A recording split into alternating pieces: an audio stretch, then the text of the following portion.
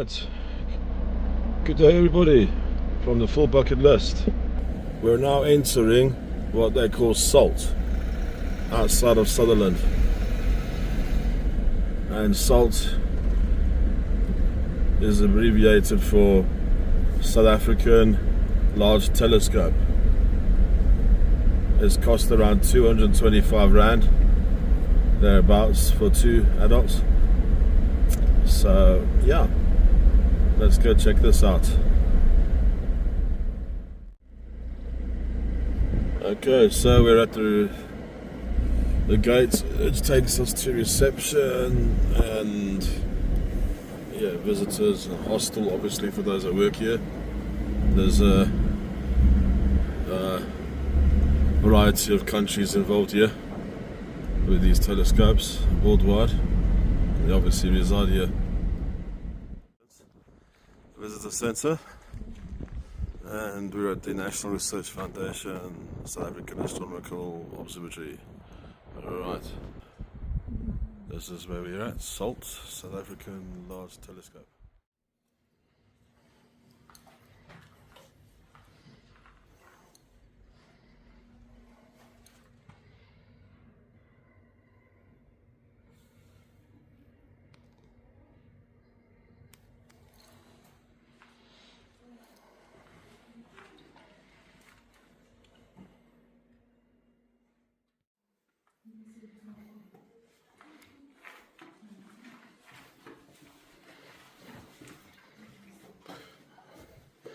Okay, I got that wrong.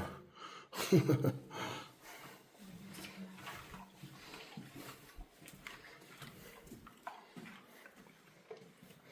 was following the feet.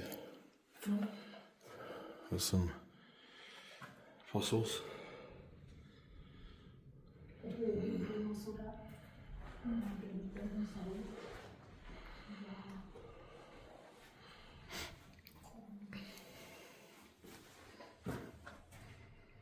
There was a fossilized shell. This area was full of dinosaurs and yeah, mammals look, and a giant squid. Yeah. Okay, so I'm gonna make this pretty short. Not everybody's cup of tea.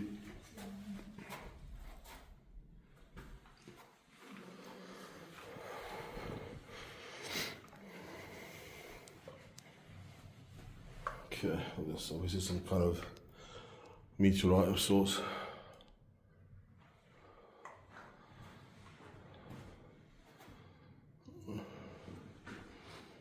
Apparently we're expecting a big one in November, arriving past Earth. Supposed to be interstellar rock. Some are saying is an alien ship. We will welcome them. Or will we not?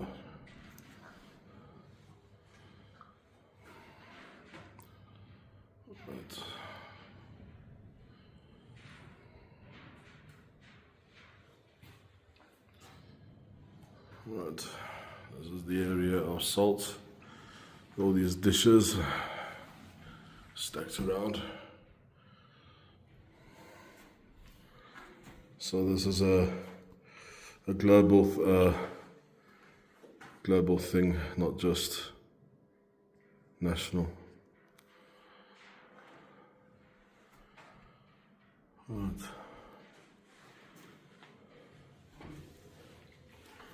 Where are we going here? Okay, this is where we are today.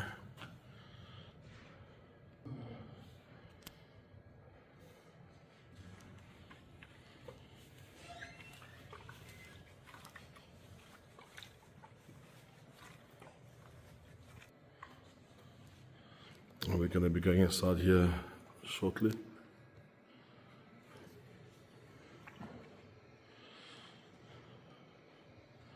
It's a Milky Way.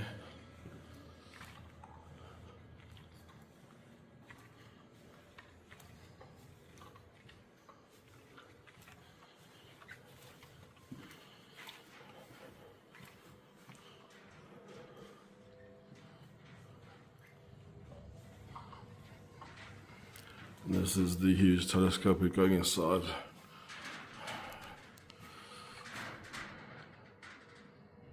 Right.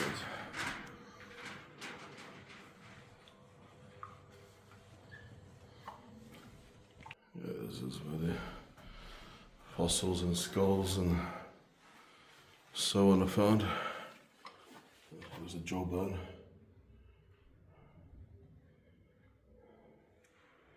Something looking strange there.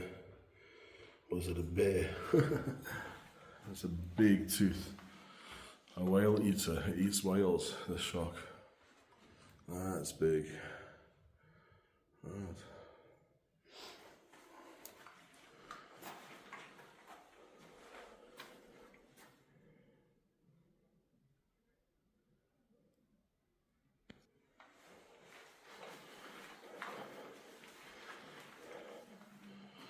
Oh, there you go. How are you doing?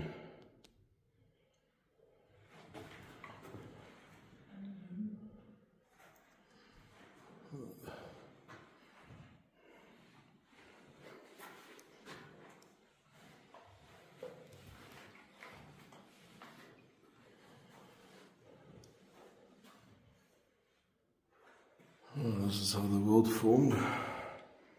It was called Pangea, when we were all one.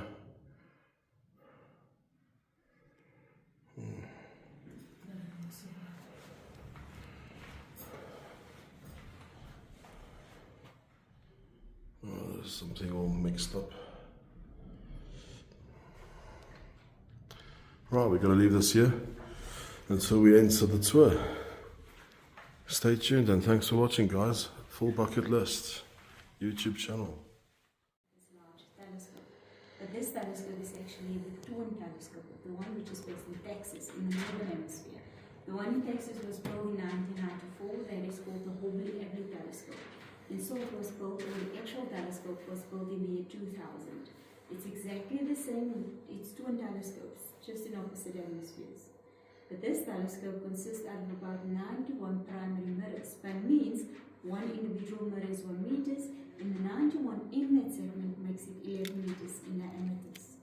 That's why we also talk about the 11-meter telescope, which is SALT. But we've got a very, very old telescope, and that is the 1-meter telescope. So that was basically the first telescope on the premises in the 70s. And it's got one single mirror, 1 meters. This telescope has got 91 1-meter mirrors. If we compare the two, it means SALT observes 90 times further in the universe, where we've been with 1 meter in the 70s, 80s, and 90s, and what we know now with a 91 mirror structure detecting light in the universe, it means SALT observes faint objects, deep sky objects, so faint that they are able to pick up a candlelight or wandering point on the moon with this telescope SALT. But they'll never observe the moon because the moon is too bright and that makes out part of light pollution. Although it's very, very beautiful. Looking through a telescope to the moon, you see the plate is very clear. But for these guys doing optical research, it's difficult when the moon is up. What they want and what they need is pitch black darkness and coldness, because the colder environment, the clearer your night skies. And that's exactly why these facilities is based in Sutherland. We don't only have SALT in 1 meter, but in total it's about 24 telescopes. Different countries' telescopes that we have on site, and the majority of these telescopes is robotic. But I'll explain later about that when we get to the plateau. Questions?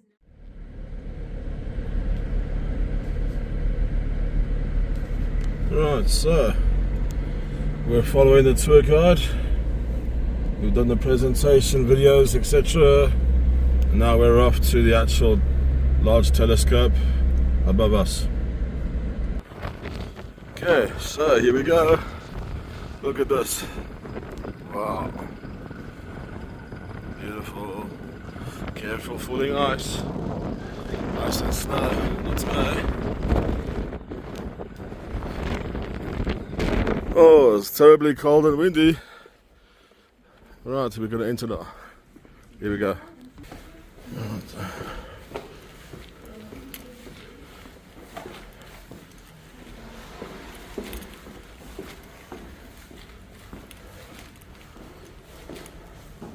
where were you guys just now?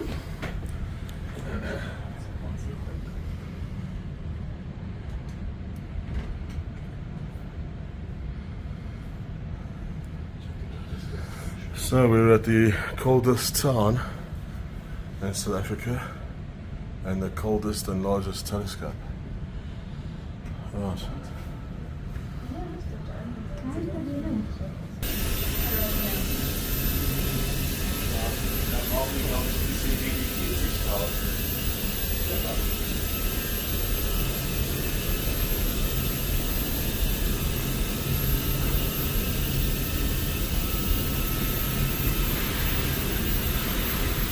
And this is where the aliens are doing their diagnostics on us to see if we're able to be part of their colony. It's now 7 degrees in here. 7 degrees, same as a fridge, huh? 7 degrees Celsius. Alright. And that's the box there where you change your suit into a green alien suit. Yeah? Beam me up, Scotty. Yeah?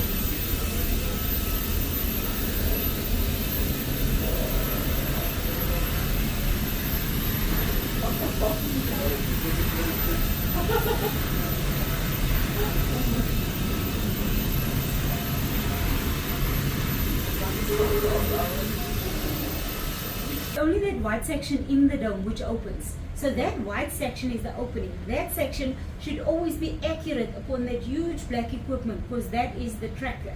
And in the tracker there's certain scientific instruments. So when the two is accurate, they'll open the white section, they'll align the tracker on a certain object. It all depends what they observe. The light comes through, fall down on the mirrors. And the mirrors is a reflector. So the light that fall down in the mirrors reflect back to the tracker again. Okay, they're going to move it back.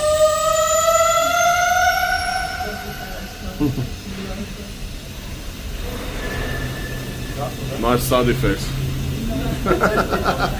Sounds like Tyrannosaurus Rex is going to run through here. That's when we don't deal with sounds. You see the dinosaur? Huh? You hear him, the dinosaur.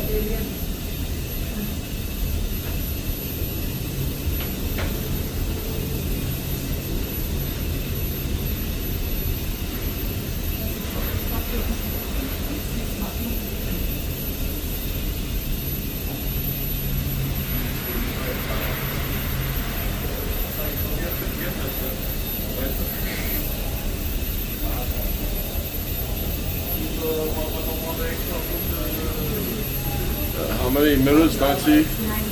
91. Those are the mirrors, 91 of them.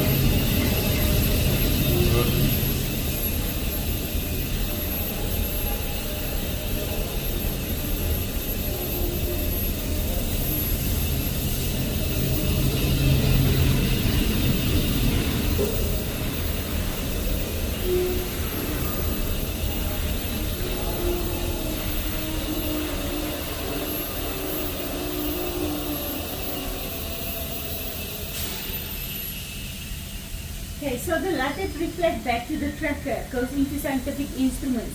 And inside the instruments, it actually breaks up the light. So from the instruments, it goes down to the control room. And in the control room, on computer screens, they see all their raw data. And that raw data is all the light they collect on a specific object of research. That consists out of spectrums, graphs, identifications of gases, fingerprints of gases. They analyze their raw data into the actual image or picture, or that will also tell them what they want to know about that certain research. So the whole structure, you just saw how they rotated, and it rotates on air cushions. The reason why, you see the yellow structure in front of you, underneath the yellow structure, that is the air cushions. Due to compressors, they put in air, the cushion sets out, and the whole mirror structure rotates. It rotates on air because the whole structure, from the tracker to the yellow structure, it weighs 80 tons. So the 91 mirror structure is in front of you. Each mirror is 1 meter, 91 makes it 11 meters in diameter. And each individual mirror weighs about 100 kilograms. which makes it impossible for them to take out that 91 mirrors at once and clean. That's why they take out 2 mirrors per week to clean. So every week they take out 2 mirrors to clean. In taking out a mirror, a technician goes up in this red cherry picker with these tools. Underneath would also be a technician going up with these tools to loosen that specific mirror or mirrors. But there's a hand machinery that takes that loosened mirror down to the luminizing room. It goes into vacuum chambers. They take off the old aluminium coating and they recoat it with a new layer of aluminium. So the cleaning process is actually recoated with aluminium. You don't come with your window lid and lock because that's not going to work. And it takes them 5 to 6 hours to recoat one mirror. So when they put those mirrors back, it happens that those mirrors get out of focus. But means it can't pick up good or direct light. So they have to do, or they have to calibrate that certain mirrors.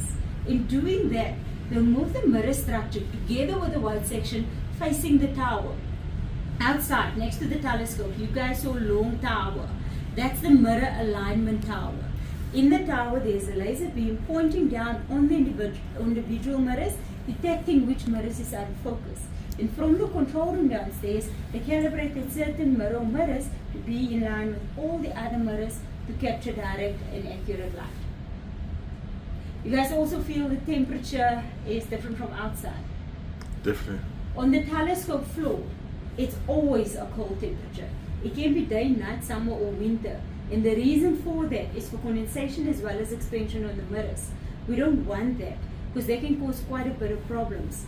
That's why they control the temperature with air cons. These huge boxes all around together with the pipes, which is marked blue, is part of the air conditioning. You guys can feel the inside material. It feels like a fridge.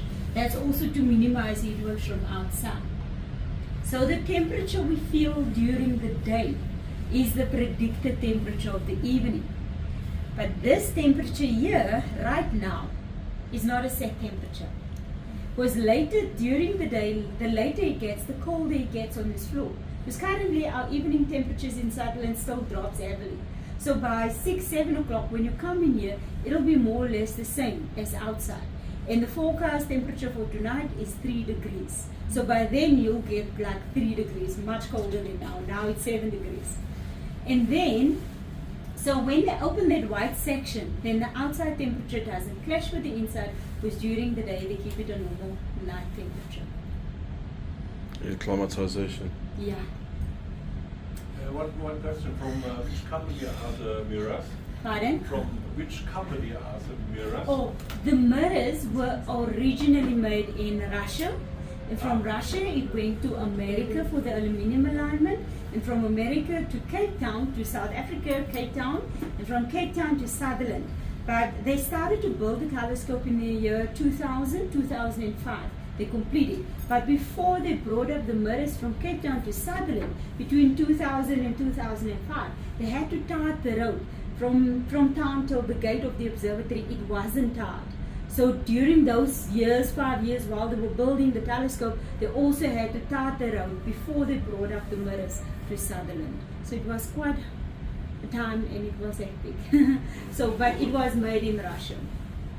And the factory that actually made the mirrors just opened to make that amount of mirrors. They actually made 92 mirrors at that stage, but we had one spare, now we've got none. Of course, accidents do happen, one broke. And yeah, so we believe if 2 or more mirrors is going to break, we believe they'll be doing that in Chile, because Chile is where they also manufacture these type of mirrors. Because there's also optical telescopes on that side. Yeah, they started to build this telescope in the year 2000. 2005 they completed. It took them 5 years to build it. But between 2006 and 2011, it went through many tests to see that everything worked. And their first astronomical research started November 2011 to present. But the countries that invested in this telescope is South Africa, New Zealand, United States, United Kingdom, Poland, Germany, and India. 7 countries. South Africa earns 50% of this telescope, which means South Africa has got the majority time on the telescope. Because remember, these astronomers or countries, universities, institutions who's involved, they don't buy research from one another. They don't sell research to one another. Because once research is out, it's out there for everybody. They buy time on the telescope. And how that also works, for example, if South Africa has got 40% proposals for observations, they still have 10% time left. So they'll sell their 10% of time to the other countries for them to have more time on the telescope, and that's how they also generate additional income. So with the improvements of technology through time, will this become outdated, obsolete? Oh, no, not this. For the next 20 years when you come here, this will still be here. The difference will be in that white black box. Because every fourth to fifth year, then they change the scientific instruments. So that will regularly be changed due to technology that keeps improving. The software. Yeah, software. And this year was actually the change of new instruments. So in May, actually the telescope had a shutdown from April till middle June. And that was the time where they had to change the instruments and software and stuff. So yeah, every third to fifth year they'll do that. And we've got exchange programs. The houses outside, are those where astronomers are residing, or do they stay? Okay, we don't have permanent astronomers based in Sutherland or on the site. They come from all over and they stay periods of time. But the houses that you see on site is not for the astronomers. That's for the permanent staff, like the technicians, engineers, software guys, engineers, the IT guys. They stay in the houses on site. But there's a hostel also on site. Maybe you saw a board that says hostel. The hostel is there for the temporary staff, like astronomers. So they stay in the hostel for temporary periods and leave again. What is the rent? Because I want to stay. Unfortunately, no. And it's not open for public. Onwards and upwards. Has to be said while we're in the space moment. Astronomical. Right. These are the varieties of telescopes worldwide.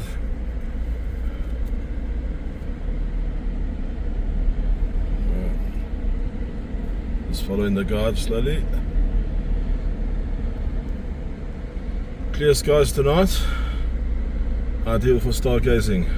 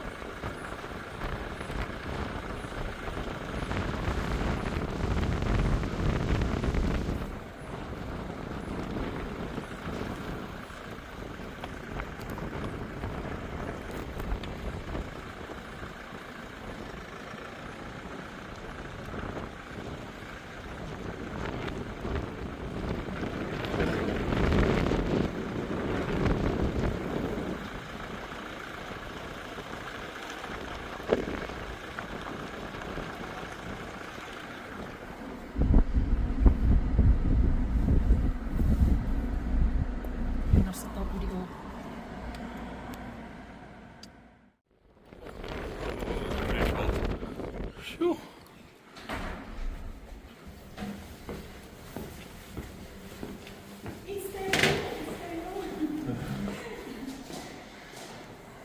Okay, this telescope was the very first telescope at the premises, and this was actually a donation from Queen Elizabeth II to the Royal Observatory in Cape Town. But due to light pollution, they brought up this telescope to Sutherland in 1970, and it has been in operation since 1972. Still use it, it's still in operation. But in the 70s, 80s and 90s, they used to look through the eyes. Here's the original eyepiece. But since the 2000s, it had been changed. So since 2000, they don't look through an eyepiece anymore. They sit downstairs in a control room in front of a computer, seeing through everything there as well. But how they detect the light? The whole dome, it rotates. The middle slit in the dome, that's the opening. The telescope should always be in sync with the opening. For when they open it, they align the telescope with the object. The light comes through, fall down on the primary mirror in the blue structure. If you stand underneath, you'll see it's a roundish mirror. That's the primary mirror, which is 1 meter. So the light goes down in the primary, reflect back to the smaller mirror, which is the secondary mirror. And from the secondary mirror, in the middle, you'll see there's a tube. The light reflects through the tube, down to the scientific instruments. This is the CCD camera, and then it shows downstairs on computer screens.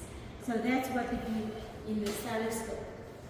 And outside, you also saw quite a bit of telescopes. It's not only South African telescopes, but it's different countries' telescopes. We've got about 5-6 American telescopes, 2 Polish telescopes, 3, no. We've got 3 Polish telescopes now, 2 UK telescopes, 2 Japanese telescopes, 1 German telescope, and 1 Russian telescope. Russian and Korean. Korean, South Korean. So those telescopes are so popular. Those guys sitting there in countries do their research here, but are technicians responsible for the maintenance in these telescopes. And excluding them, South Africa has got 4 or 5 other telescopes, which is the South African telescopes, which they also rent out to other countries and these institutions. And we get astronomers from all over the world that book the South African telescopes, come here to do their research. But what they also managed to do, you guys saw board that says 1.9. The 1.9 meter telescope was actually the second telescope on this premises. And that one came from the Red Cliff Observatory also in the 70s to the sun due to light pollution. And so in the 70s, 80s and 90s, it was only this telescope, the 1 meter and 1.9, which was on the sun. And they also managed to make these 2 oldest telescopes the water. Which means whoever booked the 1 meter and 1.9, they don't have to come to Sutherland anymore. They can sit on whichever continent and do their research. But the other telescopes came after 2000 and after 2000. So yeah, that's what's happening on the premises. Questions? I'm seeing England 1962, and you mentioned it being donated by Queen Elizabeth. Now, you mentioned the large telescope they had to bring from Cape Town. They had to tar the road. This one was that they also brought from Cape Town So, in the 70s. so that was built 2000, Yeah, that one was 25 years ago, Yeah. and this is 1962. Yes, this was the very, very first telescope on the premises. So they had to ship this by a vehicle. I don't know how they brought it up here, but I believe at that stage the deal wasn't tarred roads. This is what I'm questioning, They because call it like, in Afrikaans they call it ossebaas. I don't know what it is, but yeah. and this is a few tons here. But they brought it up in the 70s, 1970. And they also said with the opening of this telescope in 1972, the Queen herself was here in Sutherland. I wasn't born at that stage. What the elderly people says. 1972. Yeah.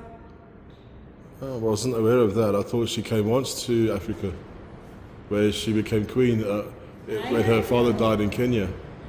Yeah. So Okay. yeah, so this is what we do in this premises. If you got any questions, more questions. So, lots of wind, so apologies for the audio. It's gusting here. It's arid. It's called the Karoo, the area. And it's famed for its coldness, remoteness, and no pollution in terms of air pollution, which is why they have these telescopes. Yeah, so here we go. So this is the telescope we just exited from.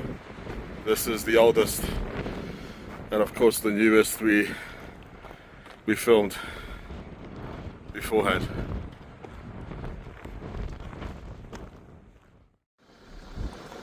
Okay, so it's as you can see gravel road with the terrain. So apologies for the bumpy road in terms of the visuals.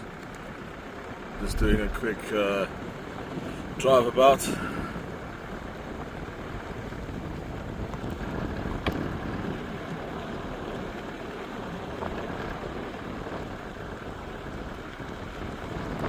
beautiful blue skies here.